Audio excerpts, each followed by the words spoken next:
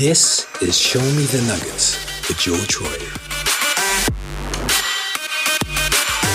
Thank you for tuning in to Show Me the Nuggets. This is Eduardo Trinidad from the Digital Triggers team.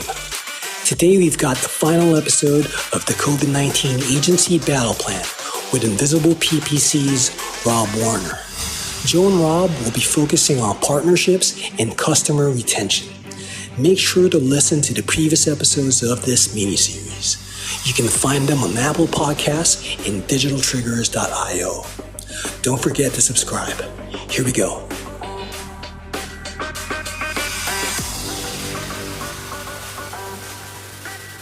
All right, partnering up.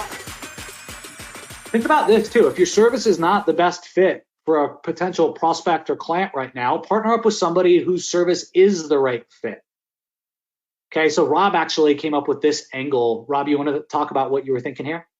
Yeah, so right now, let's say you're an SEO guy. If SEO is your thing, then fantastic. Problems often with SEO is it takes time to see outcomes. For some business owners in certain markets, right now they haven't got time. They just need fast leads coming through their door. Either because they're struggling or because there is an opportunity there if they're in one of the thriving markets and they want to take advantage of it. But while SEO will be a perfectly good long-term play for them, it ain't going to solve their problem tomorrow. So if you don't do PPC, then find somebody who does. Similarly, we've had exactly the opposite conversation with somebody today where we said, you know what? You're not ready to run a PPC campaign. You haven't got the budget in your market to do it. But if we start small with an SEO campaign first, we can then build a PPC campaign on the back of it. And incidentally, we don't do SEO. So we've now gone to solve that problem. So we've got an SEO offer. So think creatively. If somebody's reputation sucks, partner with somebody and solve their reputation problem. You know, if they need map visibility on Google Maps, help them with that. Partner with somebody who does that service. And so my point is, you know, if all you've got is a hammer, everything looks like a nail. And right now, if they're not a nail, then you're in trouble. So find the people who've got things, refer amongst each other, set up some deals, brainstorm what's good for markets, what's working well today, and share those ideas. And, you know, everybody wins as a result of that. 100%. Good stuff.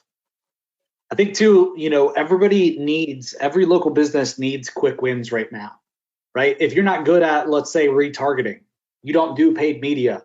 Retargeting is an easy way to get quick wins right now, right? And we all know retargeting is uber powerful. It's uber cheap. So look for somebody that you can partner up with that does retargeting and add that to your offer right now for existing clients or for new clients so that you can get them quick wins, right? So that you can help them build their business back up to what it was. So just another idea on potentially partnering up. So next up, I want to talk to you guys about retaining customers. I'm seeing way too many people just canceling billing and canceling contracts without ever even talking with their local customer, right? With their actual customer. Understand that, or for the most part, it's in your client's best interest not to cancel. And for the most part, it's in your client's best interest to not pause, right? To not stop their business. Stopping their marketing means stopping their cash flow. We should be doing everything possible. Businesses should be doing everything possible to not stop their cash flow, right? Give me a 0 if that makes sense to everybody, right? It should seem obvious, but in today's market and climate, it's not. And so if you get a call or an email from a prospect and all that they say is, hey, Shante, hey, Frankie, hey, Bill, please cancel my agreement with you, or please cancel my billing, I'm going to be really bold and say something right now. You're doing your client a disservice if you just take it at face value and cancel their billing. They need to know that strategically that you have their back and what you're doing to help them now. How you are adapting to COVID and how you are adapting their marketing that they're paying you for COVID-19, right? Okay, now is when most of the market is taking their foot off the gas, right? Now is the time to make up for lost opportunity. So earlier, Rob was talking about how SEO takes a long time, right? It takes 90, 120 days to see real quantifiable return on investment. So if you're selling SEO right now, most of your competition in a marketplace, right? Let's talk about dental since we've been talking about dental. Most dental competitors are stopping SEO right now. Okay. If I was talking with a local dentist that was my customer and I've been doing SEO for 3 months, I'd really be talking about how we together, their dental practice and us and my relationship with them, how we can't afford to stop, right? That we're still 3 to 6 months behind the top competitors and that we need to continue to push now so that we can overtake them, right? And as the market is coming back, we can be in prime position for reopening for when COVID-19 is over. Does that make sense? Give me a 9 if that makes sense. So if you're in SEO right now, you guys can steal that exact language, right? Use it, please. Save some business for yourself and save some business, right, for the end customer that really needs you right now. Yeah, just add to that, Joe. I mean, it strikes me, if someone just says we're cancelling, we're drowning right now, it's like turning off the oxygen. It's like you're drowning, so you're like the oxygen stopping as well. Awesome, good decision. Yeah. So cash flow is light, and you just want to stop the marketing. You want to stop the cash from coming in. Okay. Yeah, great. So why don't you lock the door while you're at it? Turn the lights off and tell nobody that you're in, and then see what happens. Call the power company and just say we're done. It's really is that though, isn't it? But I think as agency owners, too often we kind of have that mindset of the client said no, therefore it's no. You have to sometimes stand up, and it's got back to authenticity and leading with value and integrity here. It has to be the right thing for the client. Don't just say cancel, keep paying me because I'm awesome and I need the money. So, okay, this bit's a problem to you today because this is costing $2,000 a month. Maybe there is a core thing that we can do that will make your cash flow situation more comfortable, but will still give you some of the most important results that you need. Maybe we can change the payment terms. Maybe we could do a PayPal credit thing, for example. So think about how you don't turn the lights off and you help them before they cancel. It's much better if you go to them and get on the front foot rather than wait for them to make the decision and cancel, because then you've got to change around their mind. Go first. Lead it. 100%. In an amazing market, right, where everything's going great, unemployment rates are down, stock market's going up, everything's perfect, right? In an amazing market, you need to be marketing, right? Otherwise, how are you going to get your word out there? How are you going to take advantage of an amazing market? But in a down market, you need to be marketing as well. And I would argue that it's even more important to market than ever. Shantae Wolf in the chat says, what is the response when a prospect says, I can't afford to keep marketing? Right? In all reality, they can't afford not to keep marketing. And so, Shantae, I wouldn't come off with an attitude or come off as entitled, but they really need to understand the cause and effect of what's going to happen if they quote unquote stop marketing. And if they keep having this mindset that they can't afford to market.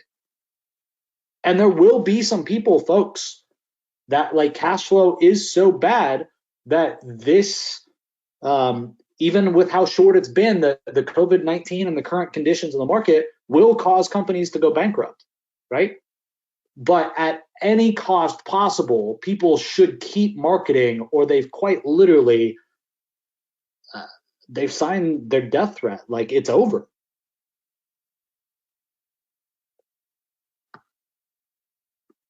So one thing too is just when a client says that they want to cancel, right? Don't bill me this month. I can't afford it, whatever. Another thing is just to take control of the situation, right? To show your leadership and just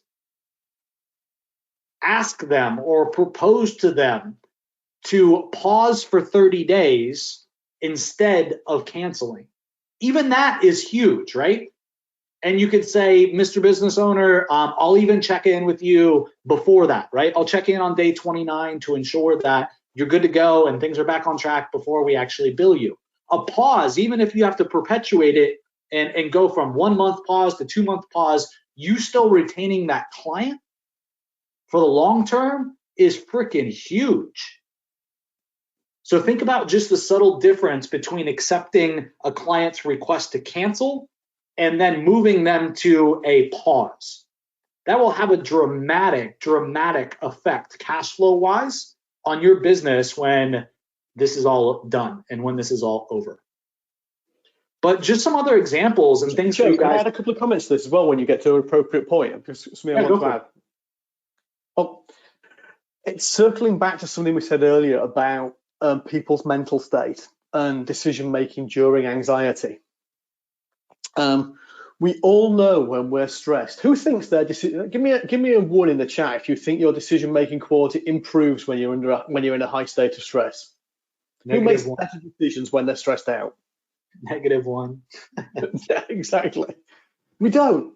So my comment right at the start of this was about speak to somebody about your problems, talk them through together, particularly if they've got a different perspective. That's what I was advising everybody on this call to do.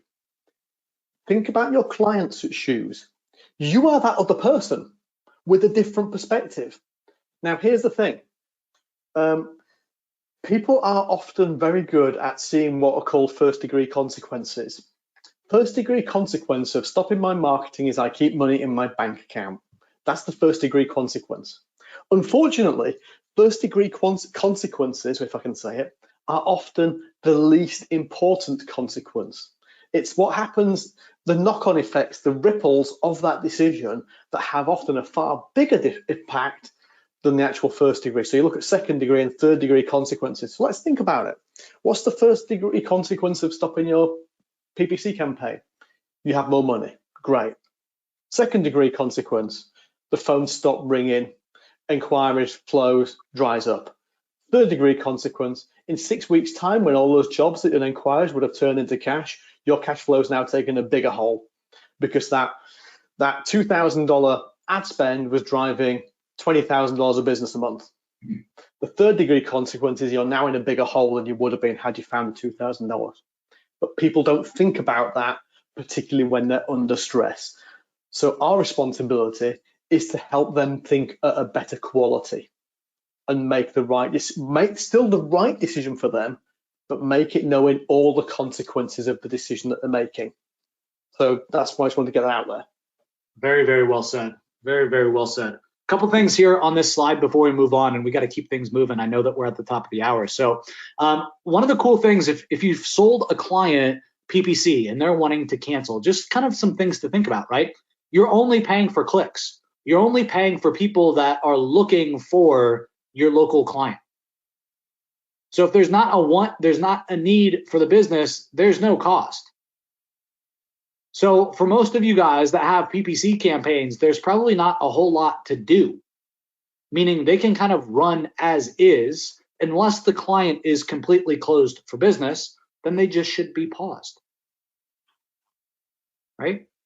If a business is really concerned and they're taking business and you've sold them PPC, they're still open then, right? If they want, right, dial back the business if they want, right? Put the budget down, okay? But at the end of the day, what I'm saying is the ones that can take business and are still advertising, they want lots more, okay? They realize the opportunity, they realize what's happening in the marketplace, and if anything, they're wanting to up their budget.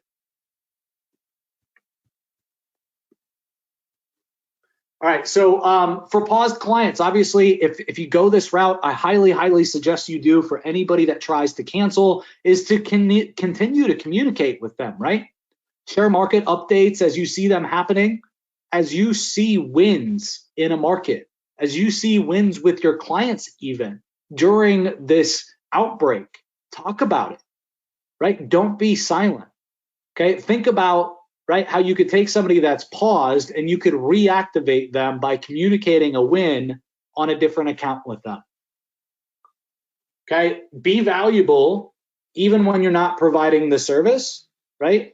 And be in the position to restart, right? So when the client is ready, that they're going to come back to you. Think about this as a retention plan. And what can you do to really retain these customers versus them falling off? For a lot of you guys in your agencies, 3 or 4 clients canceling versus pausing would cause a dramatic night and day difference in the cash flow of your agency. So these are just some good best practices to think about and what we've been thinking about inside of our own agency.